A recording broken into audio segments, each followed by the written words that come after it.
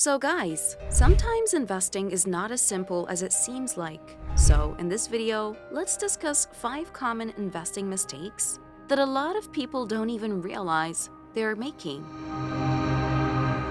and that are going to be specifically relevant for this year's investing environment, where we are going to face more of high inflation, rising interest rates, a stock market that is trending down, and also widespread pessimism. Now, doesn't all that sound cheery? Okay, let's get into mistake number 1. This is a very common trap people fall into, and it's going to be particularly damaging this year. So what is it? It's listening to predictions about where the stock market is headed. Never ever do this, because no one on earth can predict which way the stock market is headed in the short term. It just can't be done. But the amount of media coverage that is trying to convince where the stock market's heading is just so frustrating. Don't fall for it, as the only reason that the mainstream media does this is because they know that people love to click on that kind of content. They don't do it because it's helpful.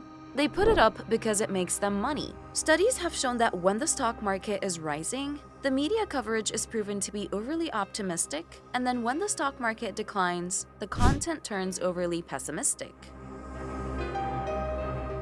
This would only lead to poor results, and remember Buffett's bet in 2008? When he actually bet these hedge fund bigwigs that you commonly find on CNBC that they couldn't even beat the market over a 10-year period? And Protégé Partners actually took on the bet, and they lost horribly. That's very much the usual story as well in America.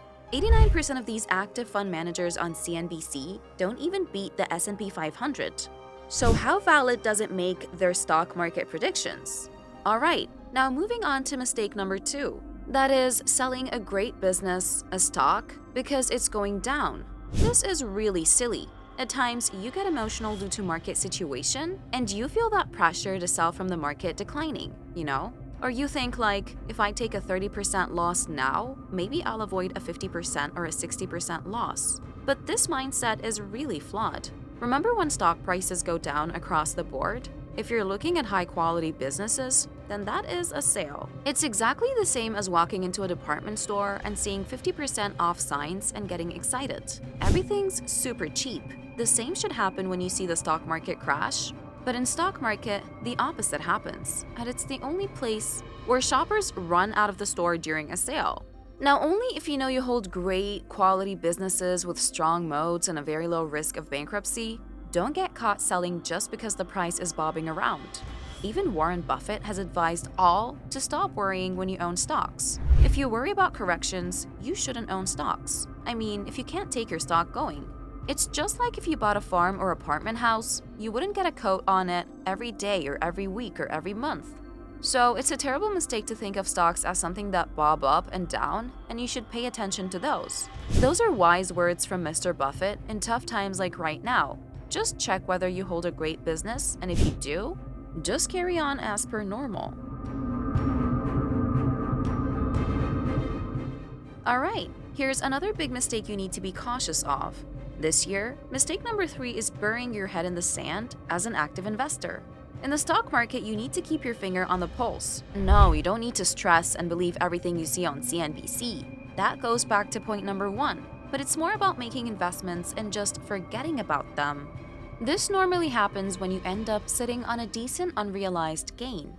In the stock market, you have to be sure to stay up to date with what's going on in the market, which is obviously helpful, without getting sucked into the noise obviously, but also, if you've invested in individual businesses, you need to ensure that the fundamentals stay up to scratch and the story doesn't change on you. This will be particularly relevant during this year because the macro is changing so rapidly. Now that leads us straight into mistake number 4, that is, trying to make bets. Based on macroeconomic changes, for those that don't know macroeconomics, is looking at things like economic output and interest rates and inflation, or foreign exchange rates, and let's be real, this is basically all the news is focusing on right now. Because there is a lot going on in this space, and yes, it is important to understand macroeconomics, but should you be focusing on it and making bets because of it? Absolutely not. Why? Because this stuff is totally unknowable, kind of like making stock market predictions. Nobody can make accurate macroeconomic predictions, not even the central banks, who control a lot of these levers. So trying to predict where interest rates will be or what inflation will do is really just a waste of time, and it's an even bigger mistake to try and make investments based on those factors. The best investors in the world typically ignore that stuff, and instead, they focus on the underlying strength of the individual businesses that they want to invest in. They definitely understand the macroeconomic landscape, but they don't let it interfere with their investment decisions. That's how they get best results and make it to the top.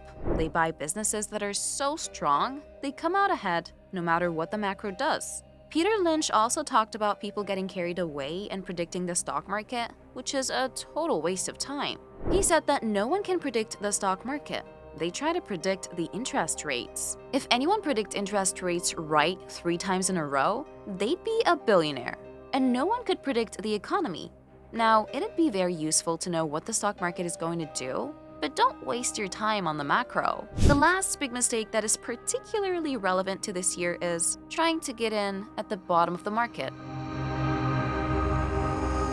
Yes, the stock market has been generally trending down over the last 12 months, and it may continue to do so across the next 12 months. But to think that you're the investing genius that is going to perfectly drop your life savings into the market at the lowest point, it's just not how it works. Honestly, if you think like that, you're going to be trapped in a never-ending cycle of either disappointment because you didn't get quiet to the bottom, or frustration because you can never invest anything because you're just sitting there waiting for the stock market to crash even more.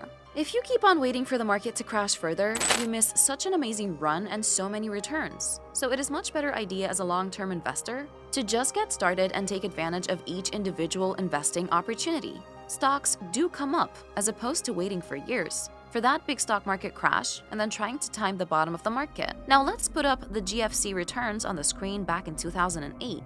Now let's find the bottom. Is it here? Not quite. All right, what about here?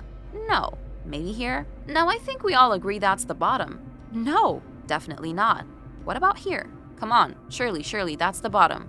Well, no. Okay, well what about now? No, surely not.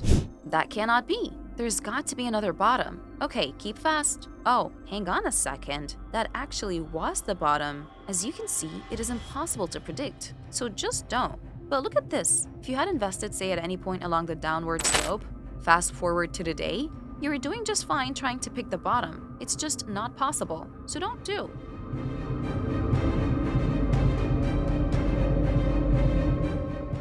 So, guys, these are 5 investing mistakes that are all very relevant to today's environment. Thank you very much for watching. Alright guys, hope that this video helped you out. Which mistake are you guys making the most? Make sure to drop a like and subscribe, and see you guys soon.